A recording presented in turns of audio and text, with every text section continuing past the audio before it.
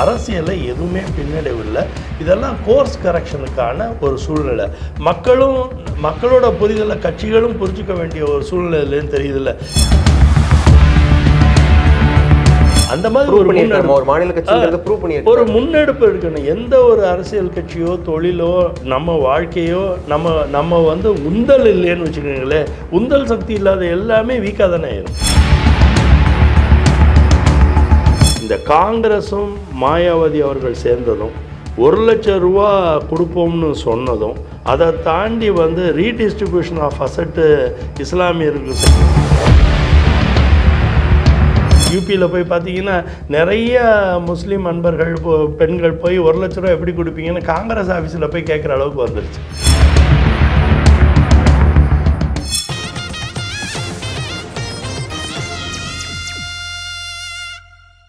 வணக்கம் நேயர்களே, இன்று நம்முடைய சிறப்பு நிகழ்ச்சியில் நம்முடன் பங்கேற்க இருக்கவர் ரா அர்ஜுனமூர்த்தி, தமிழக பாஜகவினுடைய சமூக ஊடக பிரிவின் பார்வையாளர். அவரை வரவேற்போம்.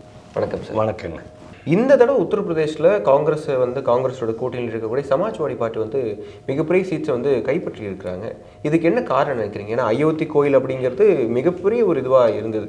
மோடியே போய் திறந்து வச்சாப்புல அங்கே கண்டிப்பாக ஜெயிச்சிருவாங்க அப்படின்னு சொன்னாங்க. பட் ஆனால் அந்த தொகுதியிலுமே காங்கிரஸ் சமாஜ்வாடி ஜெயிச்சிருக்காங்க. இதுக்கு என்ன காரணம் நினைக்கிறீங்க? சமாஜ்வாதி ஜெயித்ததுக்கு மெயின் காரணம் காங்கிரஸோட கூட்டணி. இப்போ போன தடவை அவங்க அது மாதிரி ஜெயிக்கலை. அது இல்லாமல் மாயாவதி நிறைய விஷயங்களில் அரசியலில் ஒரு முன்னெடுப்பு இல்லாமல் இருந்துட்டாங்க, பின்தங்கிட்டாங்க. முன்னெடுப்பு எடுக்கல. ஒரு அரசியல்வாதி ஆக்டிவாக இருக்கு. இப்போ நம்ம தமிழ்நாட்டில் சீமான் அவர்கள் இன்றைக்கி ஒரு முன்னெடுப்பு எடுக்கிறார்ல, அந்த மாதிரி ஒரு முன்னெடுப்பு எடுக்கணும். எந்த ஒரு அரசியல் கட்சியோ தொழிலோ நம்ம வாழ்க்கையோ நம்ம உந்தல் இல்லைன்னு வச்சுக்கோங்களேன். உந்தல் சக்தி இல்லாத எல்லாமே வீக்காக தானே ஆயிரும். ஸோ அங்கே மாயாவதி அவர்களோட ரோல் பிளே ரொம்ப டெமினிஷிங் ஃபேக்டராக இருந்ததுனால அந்த தலித்துக்களோட வாக்குகளை இந்த மாதிரி ஒரு காம்பினேஷன் ஆஃப் காங்கிரஸும் இவங்களோட சேர்த்து பெறதுக்கான வாய்ப்பு கிடைச்சது. இங்கே இப்போவே இங்கே தமிழ்நாடோட ஓட்டு வங்கியெல்லாம் நீங்கள் கவனித்து பார்த்தீங்கன்னா நிறைய திராவிட கட்சிகளோட கீழ்மட்ட ஓட்டு சீமானவர்களுக்கு போயிருக்கு. அதனால தான் அவர் 8.2% வரைக்கும் இப்போ வந்திருக்கார். அது ஒரு பெரிய வளர்ச்சி தானே. அவரோட வளர்ச்சியில் அது பெரிய வளர்ச்சி. இப்போ நாங்களும் ஒரு பெருங்கொண்ட வளர்ச்சிக்கு போயிருக்கோம். நாங்கள் 80 லட்சம் வாக்குக்கு பாஜக இன்றைக்கி போய் சேர்ந்துருக்கோம். பாஜக 80 லட்சம் வாக்குக்கு போய் சேர்ந்துருக்கோங்கிறது பெரிய வளர்ச்சி.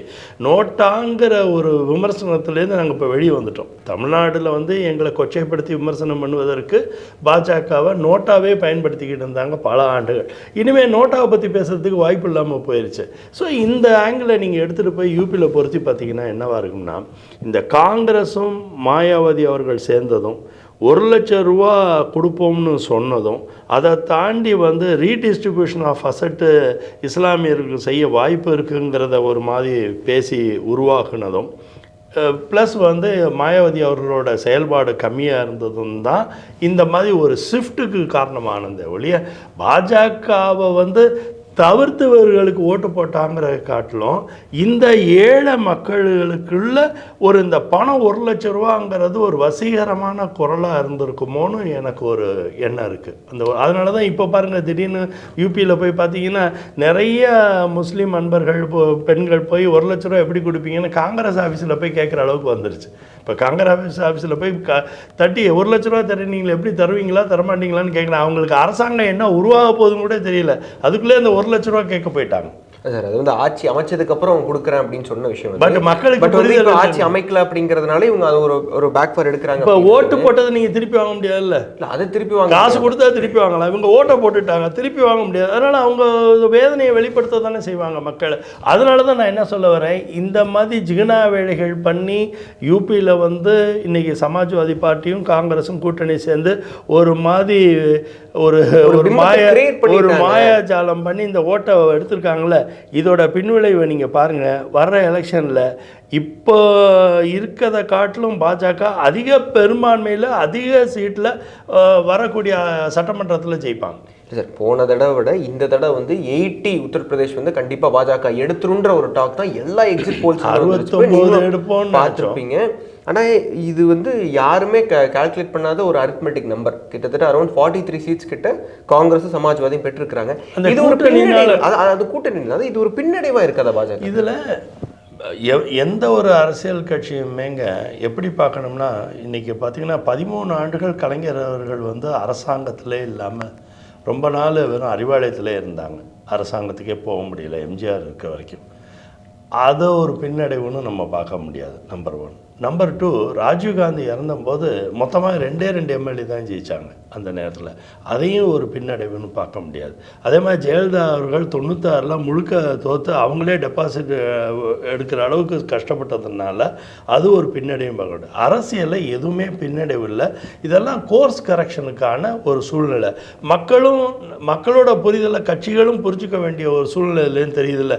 இப்போது யூபியை பொறுத்த வரைக்கும் இனிமேல் பாஜக எதை சீரியஸாக பார்ப்பாங்கன்னா 3 விஷயத்தை பார்ப்பாங்கன்னு என்னோட அரசியல் அனுபவத்தில் நான் நினைக்கிறது என்னென்னா, ஒன்று, நம்ம கட்சியோட கட்டட அமைப்பில் எந்த விதமான பலவீனப்பட்டு போயிருக்கோம் அந்த எலெக்ஷனில், அது எந்த இடத்துல நமக்கு சப்போர்ட்டாக இல்லாமல் இருந்ததுங்கிற ஒரு பார்வை ஒரு கண்டிப்பாக இருக்கும். அப்புறம் யூபியில் நம்ம அயோத்தி மாதிரி ஒரு இடத்துல நமக்கு இந்த மாதிரி ஒரு பின்னடை வந்திருக்குன்னா மக்களோட புரிதலில் என்ன பிரச்சனை இருக்குது அப்படிங்கிறது ஒரு பார்வை இருக்கும். 3வது, நம்ம கேண்டிடேட் செலெக்ஷன்ஸில் என்ன மாதிரி சரி பண்ணோமா சரி பண்ணலைங்கிறப்ப இப்போ அதனால் 2 கட்சிகளுமே வெற்றி அடைந்த கட்சியாக இருக்கட்டும் தோல்வி அடைந்த கட்சியாக இருக்கட்டும், இப்போ யூபியில் வந்து 2 பேருக்குமே வந்து மிகப்பெரிய வெற்றி தோல்வின்னு சொல்கிறதுக்கு இல்லை. ஓரளவுக்கு 2 பேருமே ஈக்குவலி பெர்ஃபார்ம்டு வெல்.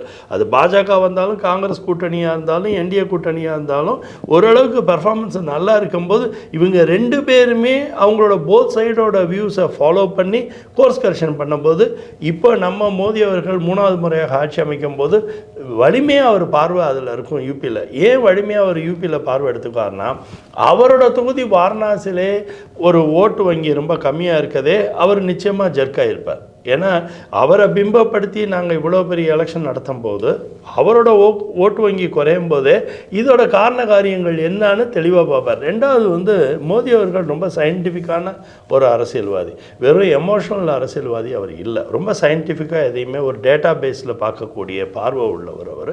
ஏன்னா இஸ் அ விஷனரி, அதனால் அவருக்கு அந்த பார்வை இருக்குது. அதனால் இப்போ மோடி அவர்கள் என்ன பண்ணுவாங்கன்னா இதெல்லாம் கரெக்டாக அனுமானித்து அங்கே நிர்வாகிகள்லாம் சரி பண்ணி பர்ஃபெக்டாக பண்ணிவிட்டு இப்போவே வந்து காங்கிரஸுக்கும் சமாஜ்வாதி பார்ட்டிக்கும் இடையில் மக்கள் மனசில் வந்து ஒரு வெறுப்பு ஒரு 2-3 நாளையிலே கிரியேட் ஆயிடுச்சு யூபியில். அந்த வெறுப்பு இன்னும் ஜாஸ்தி ஆகும்போது அவங்க ஜெயிச்ச மாதிரிலாம் கொண்டாடிக்கிட்டு இருக்கிறாங்க. நாங்கள் தோக்கவே இல்லைங்க, நாங்கள் ஜெயிச்சோம். இது ஒரு எந்த சினிமான்னு தெரில, ஒரு ஜென்டில்மேன் நினைக்கிறேன். அதில் வந்து 10ஆம் கிளாஸ் ஜெயிக்கிறது 9ஆம் கிளாஸ் ஜெயிக்கிறது கவுண்டமணி சேர்த்துல ஏதோ ஒரு சண்டை போட்டுருவாங்க, அது மாதிரி ஏதோ ஒன்று இருக்குது. அந்த மாதிரி ஸ்டோரி தான் வேணால் அதை வேணால் கிளிப்பாக போட்டிங்கன்னா மக்கள் நல்லா புரிஞ்சுக்குவாங்க. அதுதான் இது. அதாவது ஃபெயிலு ஆனால் பாஸுன்னு பேசுவார். அதே மாதிரி தான் இது ஃபெயில் தான் ஆனால் பாஸ்ன்னு பேசிகிட்டு இருக்காங்க. ஏன்னா அவங்களோட பிரச்சனை நீங்கள் அவங்கள மன ரீதியாக நீங்கள் எப்படி பார்க்கணும், சைக்காலஜிக்கலாக நீங்கள் எப்படி அவங்கள சீட்டு கைப்பற்றிருக்கு. கடந்த 10 வருடங்களில் இந்த வாட்டி சீட் நிறைய கைப்பற்றிருக்கு சார். கைப்பற்றிருக்காங்க சார், அது அவங்க சந்தோஷப்பட்டுக்கிட்டோம் சார். ஆனால் ஆட்சி பெறல. இது இந்த ஃபெயிலு பாஸ் கதை தான். நீங்கள் அது இப்போ இந்த கிளிப்பு போட்டிங்கன்னா மக்கள் கரெக்டாக அதை புரிஞ்சுக்குவாங்க. அந்த மாதிரி ஒரு கதை. அதனால் இதில் ஒன்றும் பெரிய வெற்றி தோல்வியெல்லாம் கிடையாது. பாஜக எதிர்பார்த்த அளவுக்கு நாங்கள் வெற்றி அடையலையே. எங்களோட வெற்றி தானே. இப்போ அரசாங்கத்தை நிர்வாகம் பண்ண போகிறது பாஜக. அதில் எந்த மாற்று கருத்தும் இல்லை. இப்போ நீங்கள் உத்தரப்பிரதேசில் சொன்னீங்க இது வந்து திரும்ப வந்து கட்டமைக்கப்படும் அரசியல் எதுவுமே பின்னடைவு இல்லை அப்படின்ட்டு. 10 வருடங்களுக்கு அடுத்து குஜராத்தில் ஒரு இடத்துல இப்போ வந்து காங்கிரஸ் வின் பண்ணியிருக்கிறாங்க. அதுவும் குறிப்பாக எந்த இடத்துல அப்படின்னா முஸ்லீம்களுக்கு உங்களுடைய சொத்துக்களை வந்து நாங்கள் காங்கிரஸ் ஆட்சிக்கு வந்து வாரி கொடுத்துருவாங்கன்னு மோடி அவர்கள் பேசின இடத்துல காங்கிரஸ் ஜெயிச்சிருக்காங்க. இது அவருடைய பேச்சுக்கான இம்பேக்ட்னு நினைக்கிறீங்களா?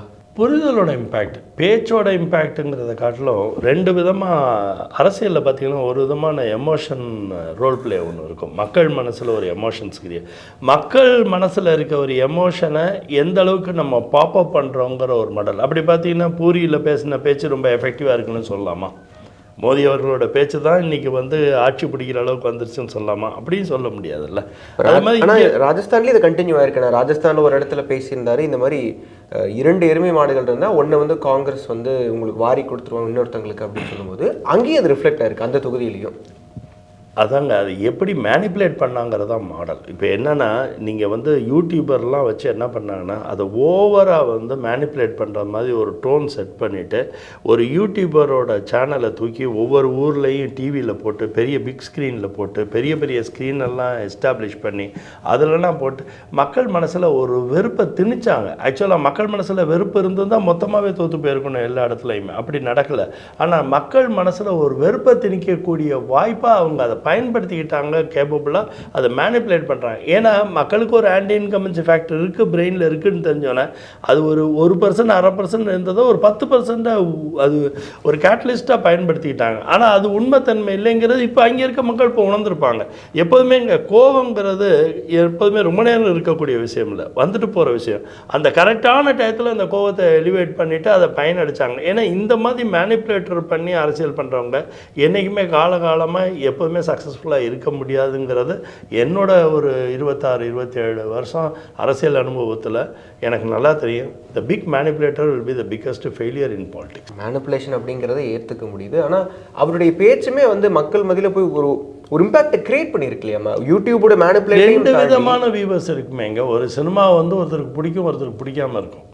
எப்போதுமே அங்கே நிறைய பேருக்கு பிடிக்காம போயிருக்கலாம், வாய்ப்பு இருக்கலாம், யாருக்கு தெரியும். ஏன்னா நம்ம அதெல்லாம் வந்து டேட்டா வர தான் தெரியும். ஆனால் என்னையை பொறுத்த வரைக்கும் மோடிஜி பேசும்போது நீங்கள் அவரோட வாய்ஸை மட்டும் எடுத்து கரெக்டாக லாங்குவேஜ் டப் பண்ணியோ இல்லை லாங்குவேஜ் சப்டைட்டில் போட்டோ பார்த்தீங்கன்னா அவர் அந்த மாதிரியெல்லாம் சொல்லலை. அது சொன்னதாக அவர் சொன்ன வார்த்தையில் ஒரு சின்ன பிட்டை எடிட் பண்ணி அதை பெருசாக ப்ளோ பண்ணி அந்த மாதிரி காமிச்ச விஷயங்கள் தானே ஒழிய இது ஒரு பெரிய இம்பேக்டில். ஏன்னா மோடி அவர்களோட சாதனை தான் எங்களோட மிகப்பெரிய வெற்றியை ஒழிய சின்ன சின்ன இந்த மாதிரி பேசுகிறதெல்லாம் அது சோதனையாக்கி பார்த்து வெற்றி அடைகிறதுக்கு அவங்க முயற்சி பண்ணது வேணால் அது காங்கிரஸோட மேனிப்புலேஷன் மைண்டில் வேணால் அது லாபகரமாக இருக்கலாமே ஒழிய மக்கள் மனசில் அது சஸ்டெயின் பண்ணாது. உங்களுடைய கருத்துக்கள், உங்களுடைய அனுபவங்கள், உங்களுடைய நேரத்தை எங்களுக்கு பகிர்ந்ததில் ரொம்ப நன்றி சார். நன்றி சார். Thank you sir. மீண்டும் மற்றும் ஒரு சிறப்பான நிகழ்ச்சியில் உங்களை சந்திக்கிறோம். நன்றி, வணக்கம்.